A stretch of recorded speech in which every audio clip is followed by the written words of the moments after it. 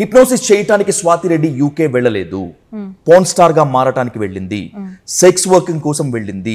అక్కడికి వెళ్ళి బడాబాబులకు అమ్మాయిలను సప్లై చేస్తోంది. దీని వెనుక చాలా పెద్ద మాఫియా ఉంది అనేటువంటిది మీ మీద ఉన్నటువంటి ప్రధానమైనటువంటి ఆరోపణ.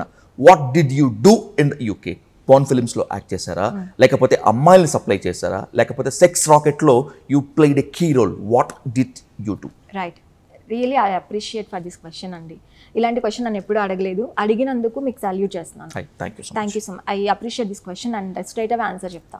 ఓకే, మీరు అడిగినట్టు స్వాతి రెడ్డి పోర్న్ స్టార్ అయితే యూకేకి వెళ్ళి చదువుకోవాల్సిన అవసరం లేదు, పార్ట్ టైం జాబ్స్ చేయాల్సిన అవసరం లేదు. ఒక కంపెనీలో స్టడీస్ ఫినిష్ చేసి ఒక కంపెనీలో నెలకి ఇంత జీతానికే పనిచేయాల్సిన అవసరం లేదు. ఆ పోర్న్ స్టార్ ఏదో నేను ఇక్కడే ఉండి చేసుకోగలను. నాకు అమ్మాయిని సప్లై చేయాలంటే ఇక్కడే చేసుకోగలను. ఫారిన్కి వెళ్ళి చేసుకోవాల్సిన అవసరం లేదు. ఇక్కడ మనకి సెక్స్ అనేది చాలా వాంటెడ్గా మనుషుల మీద పడిపోతుంటారు, కానీ అమ్మాయిల మీద అక్కడ చాలా ఫ్రీ కల్చర్ ఉంటుంది. అమ్మాయిలు అబ్బాయిలు డేట్ చేస్తారు ఈజీగా. ఇప్పుడు ఒక అమ్మాయికి అబ్బాయి కావాలంటే వాళ్ళు ఈజీగా కాంటాక్ట్ చేసుకుంటారు. డేటింగ్ యాప్స్ ఉంటాయి.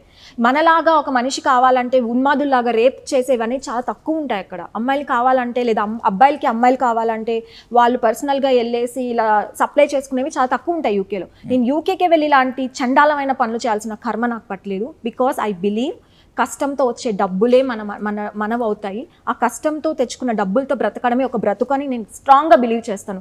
దానికనే కష్టపడి చదువుకున్నాను. ప్రతి గంటకి నేను నాకు ప్రతి గంటకి ఇంత అవర్లీ పే ఉంటుందండి. నాకు జాబ్ యూకేలో ఎవరికైనా అవర్లీ పే ఉంటుంది. ప్రతి గంట నాకు వాల్యుబుల్.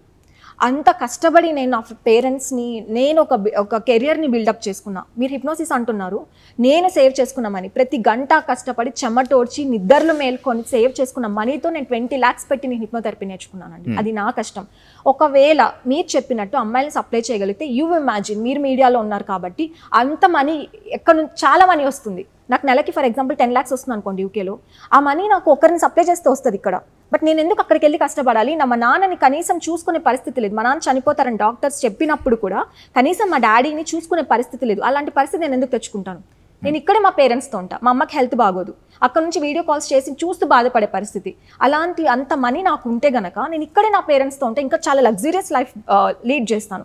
ఇలాంటి లైఫ్ ఉండదు. అండ్ ఒక్క ఛాలెంజ్ చెప్తున్నా, మీరు ఒక్క క్వశ్చన్ అడిగారు కాబట్టి, ప్రపంచంలో ఎవరైనా సరే, అది వైసీపీ కావచ్చు, తెలుగుదేశం పార్టీ కావచ్చు, జనసేన కావచ్చు, కామన్ పీపుల్ కావచ్చు, మీరు కావచ్చు, ఇంకెవరైనా కావచ్చు, స్వాతి రెడ్డి ఇలాంటి పనుల్లో ఏ రకంగా ఎప్పుడైనా ఇన్వాల్వ్ అయ్యి ఒక్క పైసా తీసుకున్నా, ఒక అమ్మాయిని మీరు అన్నట్టు ఎవరికైనా సప్లై చేసినా, నేను అలాంటి చండాలపు నీచపు పనులు చేశానని ఎవ్వరు ప్రూవ్ చేసినా వాళ్ళు ఏం చెప్తే దానికి నేను సిద్ధం.